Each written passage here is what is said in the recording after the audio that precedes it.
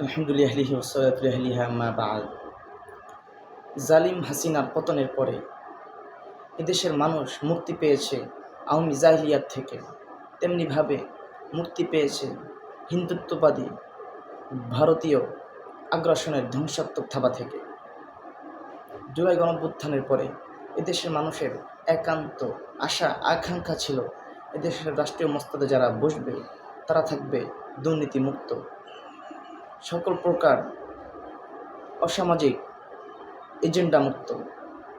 কিন্তু আমরা দেখতে পাচ্ছি ক্রিটিক্যালি সেই সময় ডক্টর ইউনূসকে প্রধান করে ক্ষমতায় বসানো হয়েছিল, কিন্তু সে ক্ষমতায় বসার পরে আজ 1 বছর পেরিয়ে গেছে। এর মধ্যে তিনি যা করেছে তা আসলেই এদেশ ও জাতির জন্য ভয়ঙ্কর।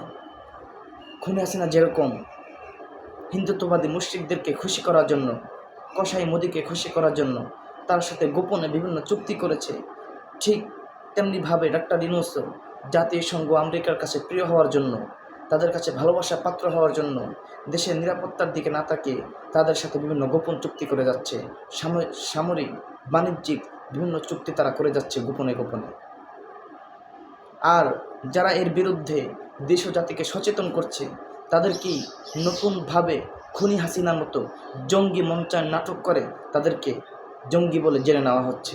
আমরা দেখতে পাচ্ছি খুনি হাসিনা যেরকম হিন্দুত্ববাদী কসাই মোদিকে খুশি করার জন্য জঙ্গি নাটকের মঞ্চায়ন করে এদেশের তাওহীদপন্থী মুসলমানদেরকে জঙ্গি আখ্যা দিয়ে জেলে ভরে রেখেছিল, ঠিক তেমনিভাবে ডক্টর ইউনূসও সেই পথে হাঁটছে।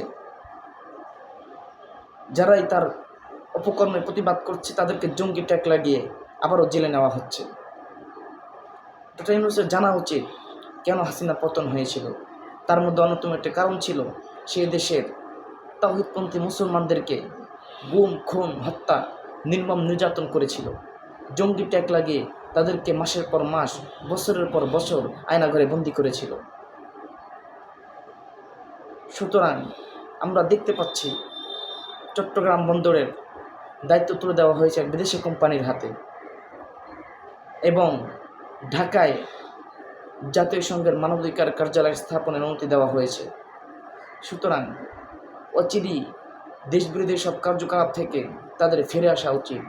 অন্যথায় যদি দেশের জনগণ আবারও ফুসলে ওঠে তাহলে তাদের অবস্থা হবে খুবই ভয়াবহ।